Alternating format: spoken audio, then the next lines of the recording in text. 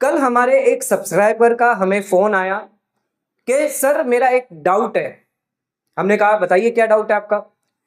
कि सर मैंने अपने बैंक अकाउंट में पिछले साल 25-26 में 73 लाख रुपीस के ट्रांजैक्शन किए हैं, यानी 73 लाख के क्रेडिट ट्रांजैक्शन हुए हैं। अच्छा, इसमें मैंने कोई भी ना कैश जमा किया था ना ही कोई कैश निकाला है, तो कैश रिलेटेड कोई ट्रांजैक्शन नहीं है। तो क्या मुझे इस 73 लाख पर पूरे पे इनकम टैक्स देना पड़ेगा?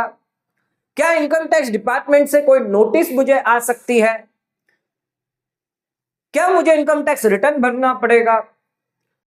तो सब्सक्राइबर ने जब ये सवाल पूछा हमसे, तो ये सवाल जो था वो बहुत इंपॉर्टेंट था कि ना आप कैश का लेन देन कर रहे हो, लेकिन बैंक के अंदर कई लोग कई बार जो है वो बहुत ज्यादा ट्रांजेक्शन कर देते हैं और इनकम टैक्स रिटर्न भी कई लोग नहीं भरते हैं, और इनकम टैक्स रिटर्न भरते हैं लेकिन अगर प्रॉपर ट्रांजैक्शन ना दिखाएंगे, सही ट्रांजैक्शन अगर आप नहीं दिखाते हैं, कौन से ट्रांजैक्शन सर दिखाने होते हैं, कौन से नहीं दिखाने होते हैं, कई लोगों के डाउट और क्वेरी हमें लगता है होगा इस टॉपिक पर, जिसके रिगार्डिंग आज का ये वीडियो हम लेकर आए हैं।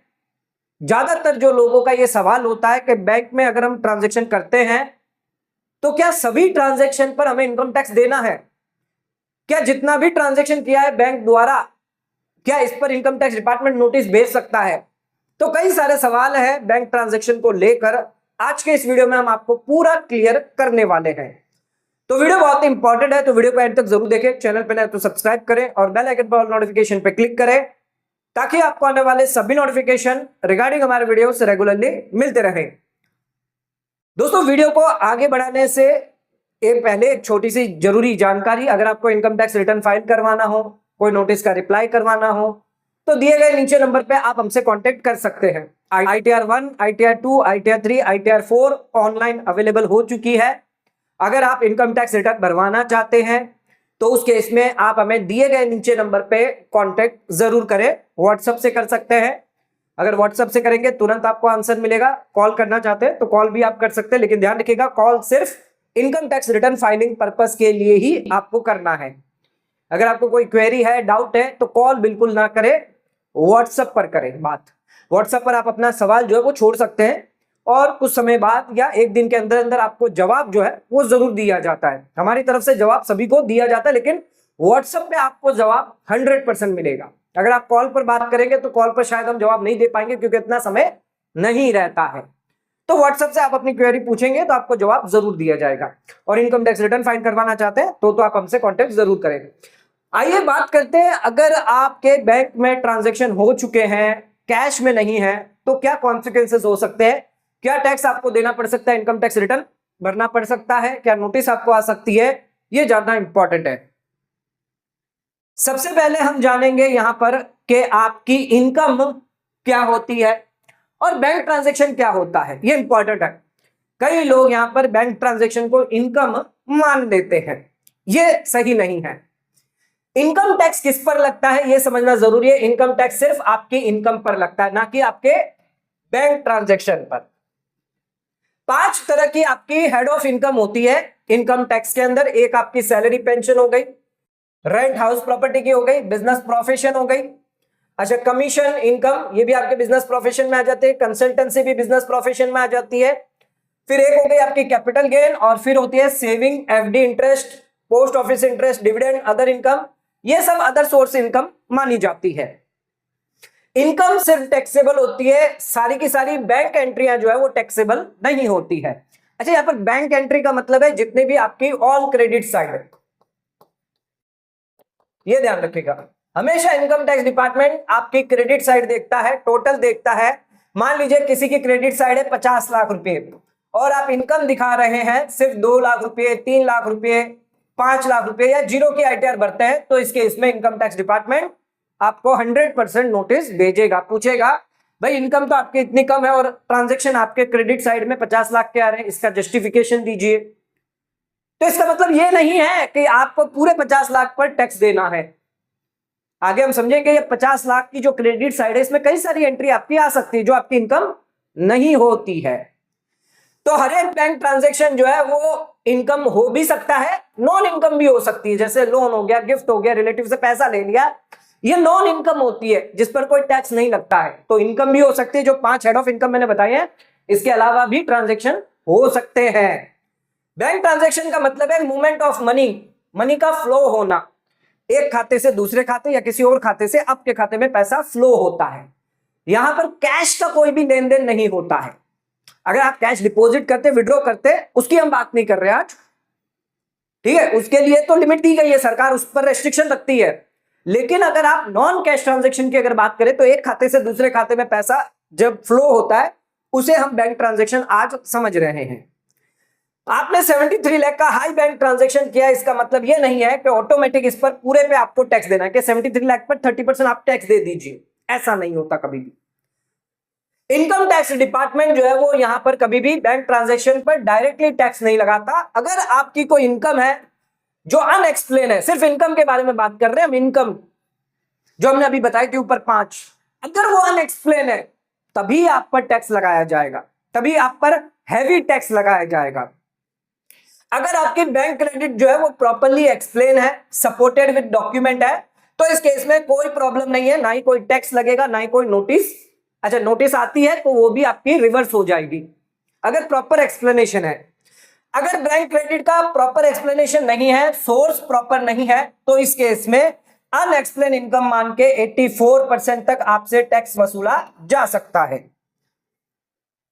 अब हम बात करते हैं कौन से नॉन कैश ट्रांजैक्शन होते हैं। कैश ट्रांजैक्शन तो आपको पता है, कैश डिपॉजिट और कैश विड्रॉल।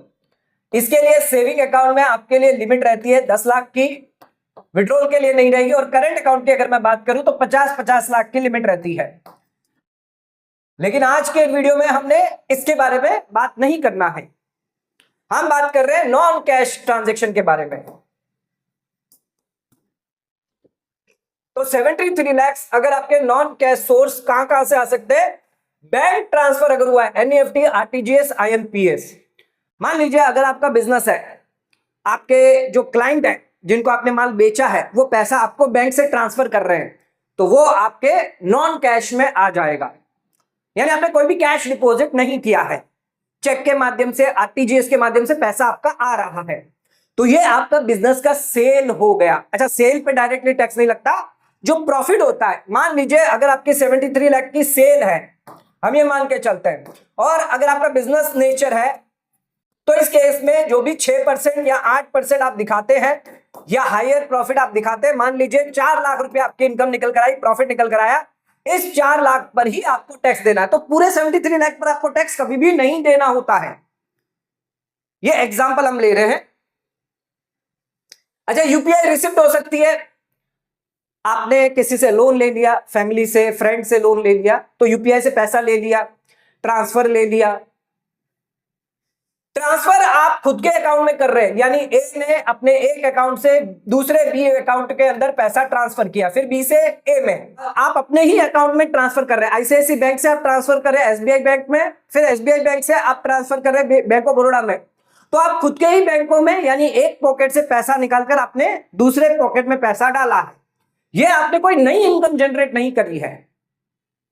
लोन आपने रिसीव हुआ बैंक के थ्रू, लोन आपके खाते में आ गया, ये आपकी इनकम नहीं होती है। फ्रेंड से लोन ले लिया, रिलेटिव से लोन ले लिया, कैपिटल बिजनेस में डाला है, आपके सेविंग अकाउंट में पैसा पड़ा था 10 लाख रुपया, आपने करंट अकाउंट में डाल दिया, कैपिटल डाला है, ये भी आपकी इनकम नहीं होता है। सेल ऑफ प्रॉपर्टी, शेयर्स बेचे, अदर एसेट्स बेचकर पैसा अगर आपका आया है, तो यहां पर जो भी कैपिटल गेन होगा वो आईटीआर में आप दिखाएंगे, क्लेम करेंगे, प्रॉफिट इनकम दिखाकर, जो भी टैक्स भरना है आपको। तो ये पूरा का पूरा 73 लाख अगर प्रॉपर्टी बेची है तो पूरे पे टैक्स नहीं लगेगा, जो भी गेन होगा उस पर टैक्स लगेगा। रिफंड आया, इनकम टैक्स रिफंड आया है या रिइंबर्समेंट पैसा आया है, 5 दोस्त मिलकर घूमने गए हैं और आपने पेमेंट कर दिया खुद से ही 10 लाख रुपए, और बाकी सभी ने, 5 दोस्तों ने 2-2 लाख रुपए करके आपको बेच दिए, तो ये जो 8 लाख रुपए आपके पास आए हैं ये कोई इनकम नहीं है। आपके पास प्रॉपर डॉक्यूमेंट होना चाहिए, 10 लाख का जो भी पेमेंट आपने किया है 5 लोगों का, वो साथ में 5 लोगों द्वारा आपको पैसा भेजा गया है, उसका भी प्रॉपर प्रूफ होना चाहिए, तो उस केस में कोई इनकम नहीं है आपकी, पूरे 10 लाख आपने माफ होंगे। सेविंग का इंटरेस्ट भी नॉन कैश होता है, क्योंकि ये कोई कैश पैसा आप नहीं डालते, बैंक डायरेक्ट आपके खाते में इंटरेस्ट क्रेडिट करता है। एफडी इंटरेस्ट हो गया, पोस्ट ऑफिस इंटरेस्ट हो गया, ये सभी नॉन कैश में आते हैं। अगर ये नॉन कैश है तो नॉर्मली ये एक्सप्लेनेबल होते हैं, क्योंकि ध्यान रखिएगा हमेशा कैश जो होता है उसे आप प्रॉपर एक्सप्लेन नहीं कर पाएंगे जब तक आपके पास स्ट्रॉन्ग डॉक्यूमेंट नहीं हो। तो कैश को प्रूव करना कई बार मुश्किल हो जाता है, इस वजह से इनकम टैक्स डिपार्टमेंट कैश पर निगरानी रखता है, रिस्ट्रिक्शन रखता है। लेकिन जो नॉन कैश ट्रांजैक्शन है उसको आसानी से ट्रेस हो सकते हैं, क्योंकि एक खाते से दूसरे खाते में ये पैसा आया है। अब ये मालूम है कौन से खाते से आया है, बस उस खाते का जो है वो व्यक्ति स्टेटमेंट डॉक्यूमेंट जो है वो आपको देना इनकम टैक्स डिपार्टमेंट को। और दोनों ही कि भाई इस दिन समझ लीजिए, मान लीजिए 1 अप्रैल 2026 को पैसा जो है वो खाते में क्रेडिट हुआ है, वहीं जो ए है बी के खाते में हुआ, तो ए के खाते में या तो 31 को होगा या 1 तारीख को होगा या 2 तारीख को। इन 3 डेट के अंदर ही बैंक जब भी डेबिट करता है तो यहां पर 1 अप्रैल को ये 20 लाख रुपए यहां से डेबिट हुए हैं। तो डेबिट क्रेडिट आपके अगर मैच हो रहे हैं तो वो ट्रांजैक्शन ऑटोमेटिक खत्म हो जाता है। अगर वो इनकम नहीं है, पैसे का सिर्फ लेन देन है, आप वापस पैसा जो है भेज देंगे, लोन है, गिफ्ट है, क्या है, प्रॉपर्टी रिलेटेड है, कैपिटल गेन पे टैक्स दे दीजिए। तो जरूरी नहीं कि 73 लाख पर पूरा आपको टैक्स देना है, या इसके रिगार्डिंग जो है आपको इनकम टैक्स रिटर्न में पूरा 73 लाख रुपीस जो है इनकम दिखानी है। अच्छा, क्या है, कैसे इनकम टैक्स डिपार्टमेंट ट्रैक कर सकता है आपके ट्रांजैक्शन? तो कुछ ट्रांजैक्शन ऐसे होते हैं जो इनकम टैक्स डिपार्टमेंट को ट्रैक ऑटोमेटिक हो जाते हैं, ऑटोमेटिक जो है जानकारी मिल जाती है, और ये आपके एआईएस और टीआईएस के अंदर रिफ्लेक्ट होता है। जैसे कि फिक्स डिपॉजिट अगर आप परचेज करते हैं तो बैंक इसकी जानकारी दे देता है, 10 लाख से ऊपर फिक्स डिपॉजिट हुई तो आपके एआईएस में दिखेगा। प्रॉपर्टी बेची है, खरीदी है, क्रेडिट कार्ड का पेमेंट किया है, कैश में, ऑनलाइन में, शेयर मार्केट का ट्रांजेक्शन किया है, म्यूचुअल फंड का ट्रांजेक्शन अगर आपने किया है, सेविंग बैंक का interest, FD interest, post office interest, GST cell और परचेज, ये सभी ट्रांजेक्शन आपके एआईएस टीआईएस में आज के समय में दिखाई देते हैं। इनकम टैक्स डिपार्टमेंट को पता है अगर ये ट्रांजैक्शन आप छुपाएंगे तो उस केस में आपको नोटिस आएगी। अच्छा, ट्रांजैक्शन कौन से आपके यहां पर जो है रिपोर्ट नहीं होते इनकम टैक्स डिपार्टमेंट को? जैसे कि बैंक ट्रांसफर हो गया, NEFT, RTGS, IMPS, UPI transfer, ये सभी ऐसे डायरेक्टली ये जो है वो रिपोर्ट कभी भी नहीं होते हैं। या आपने एक खाते से अपने ही दूसरे खाते में पैसा ट्रांसफर किया है, फैमिली फ्रेंड्स द्वारा ट्रांसफर किया जा रहा है, लोन रिसीव हुआ है, एफडी मैच्योर हो गई है, तो ये कभी भी ट्रांजैक्शन रिपोर्ट बैंक नहीं करता है। तो बैंक जनरली ये ट्रांजैक्शन रिपोर्ट नहीं करता है, जो ज्यादातर ऑनलाइन ट्रांजैक्शन होते हैं। Bank cash deposit, cash withdrawal report कर देता है, या कुछ हाई वैल्यू ट्रांजैक्शन है वही रिपोर्ट करता है, सब ट्रांजैक्शन रिपोर्ट नहीं करता। तो क्या बैंक यहां पर कभी भी इनको ट्रैक नहीं कर पाएगा? कर पाएगा। अगर बैंक जो है वो नोटिस भेजता है और आपसे बैंक स्टेटमेंट मांग लिया, कई बार हमें 133 की नोटिस आती है, सर्च सर्वे की नोटिस आती है, जिसके अंदर आपसे इंफॉर्मेशन मांगी जाती है कि भैया आपकी इंफॉर्मेशन हमें लग रही है आपने कोई टैक्स की चोरी वोरी करी है, या आपकी इनकम कम दिखाई है आपने। तो इनकम टैक्स डिपार्टमेंट जो है वो आपसे बैंक स्टेटमेंट अगर मांगता है, या अगर आपने कोई ऐसा ट्रांजैक्शन रिपोर्ट नहीं किया जिसकी वजह से भी अगर आपको नोटिस आ गई, तो वहां पर आपसे बैंक स्टेटमेंट मांगा जाता है।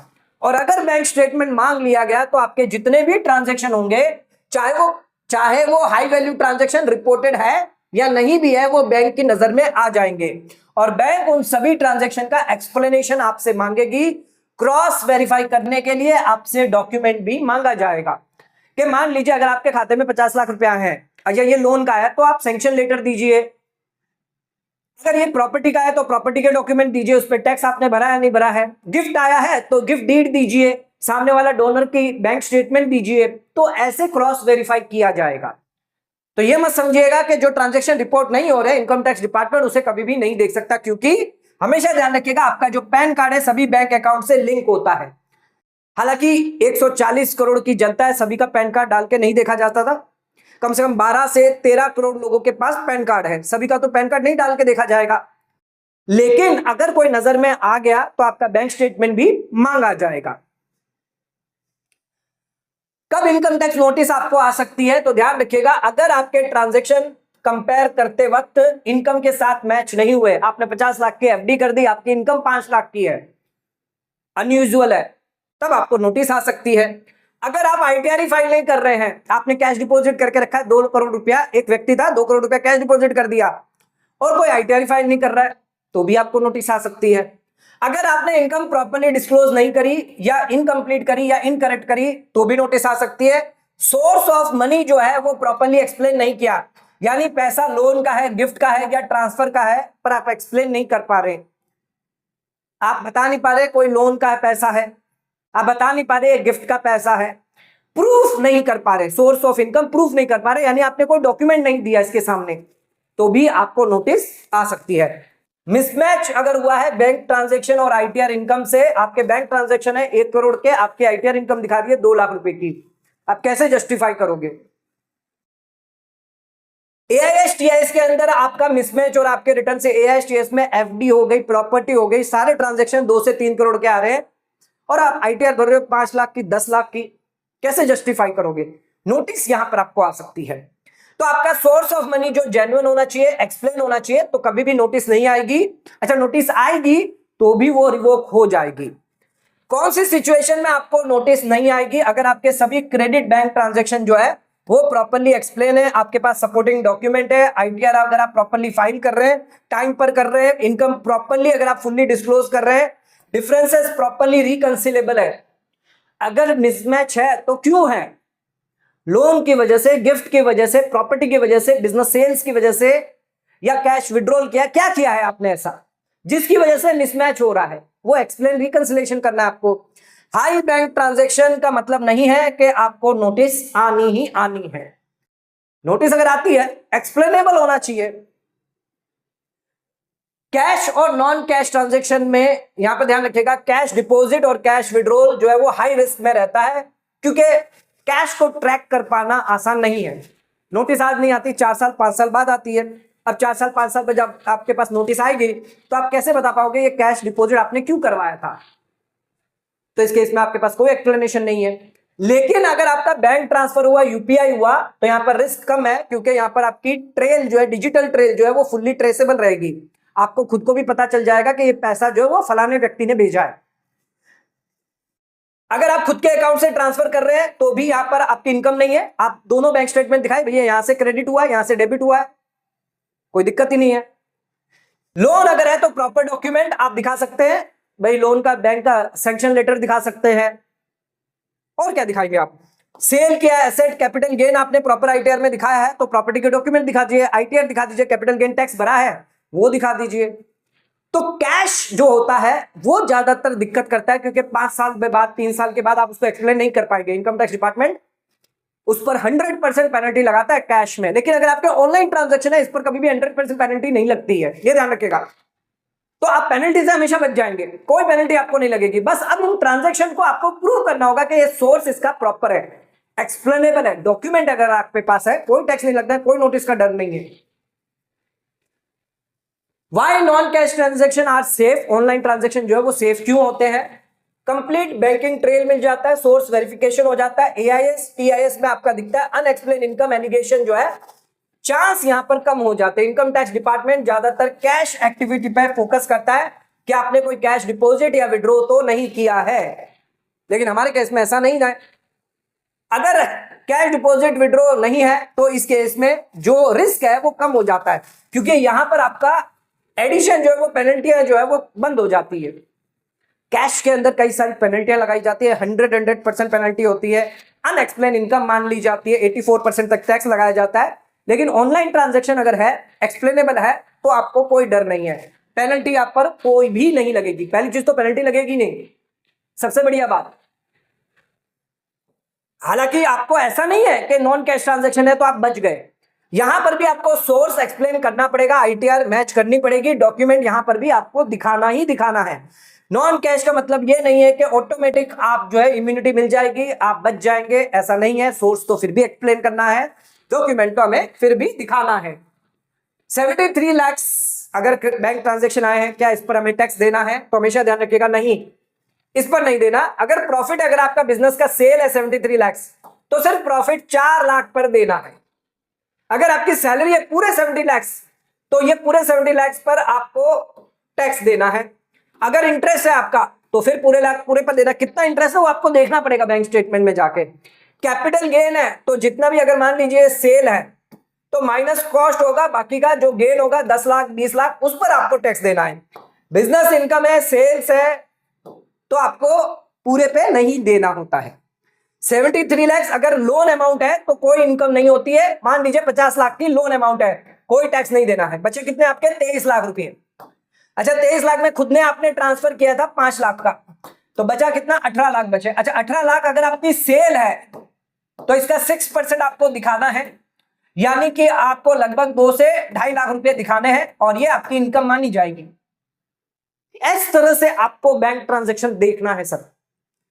तो सेल टर्नओवर है तो प्रॉफिट जो पोर्शन होता है वही टैक्सेबल होता है, टोटल रिसिप्ट टैक्सेबल नहीं होती है। और लास्ट में इनकम टैक्स रिटर्न हमेशा फाइल करें, इनकम प्रॉपर दिखाए, टर्नओवर प्रॉपर दिखाए, bank statement, loan agreement, sale deed, capital gain और बुक्स ऑफ अकाउंट, ये सभी चीजें जो है वो आप मेंटेन करके चले। आपको प्रॉपर मेंटेन करना है कि भैया 73 लाख किस चीज का है। भाई लोन का है, 10 लाख लोन का हो गया, गिफ्ट मिला है 20 लाख की गिफ्ट मिली है, सेल्स है 30 लाख की सेल है मेरी।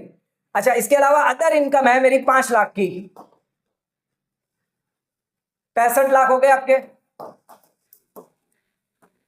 और थोड़ी बहुत और आपने ट्रांजैक्शन करी, तो प्रॉपर ट्रांजैक्शन सबसे पहले तो आपको लिख के रखने पड़ेंगे क्या क्या कितना है। अब लोन आपकी इनकम नहीं है, गिफ्ट आपकी इनकम नहीं है, सेल सिर्फ प्रॉफिट पे लगेगा और अदर इनकम जो भी होगी उस पर टैक्स आपको देना है। या और अलग 13 लाख रुपए और मान लीजिए सैलरी कुछ भी हुआ उस पर आपको टैक्स देना है। तो यहां पर बैंक ट्रांजैक्शन का मतलब ये नहीं है कि आपने कोई क्राइम किया है। अगर कोई अनएक्सप्लेन इनकम रहा, मान लीजिए इसमें से 13 लाख आप बता नहीं पा रहे हैं कि ये किस चीज के पैसे आए थे, तो वो अनएक्सप्लेन इनकम मान के 84% तक पेनल्टी टैक्स लगाया जा सकता है।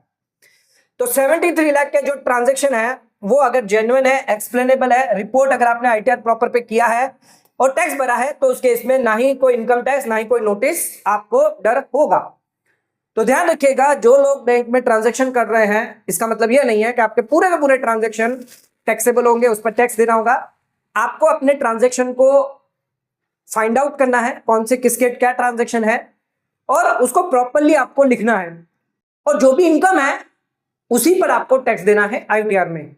बाकी ट्रांजैक्शन पर आपको डॉक्यूमेंट प्रिपेयर करके रखने होंगे। अगर आप ये सब काम कर लेते हैं तो नोटिस से कभी भी आपको डरने की कोई चिंता नहीं होगी। तो आज का वीडियो अगर आपके लिए हेल्पफुल लगा हो, एजुकेशनल लगा हो, तो वीडियो को लाइक शेयर सब्सक्राइब करना ना भूलें। आज का वीडियो समाप्त करते हैं, धन्यवाद।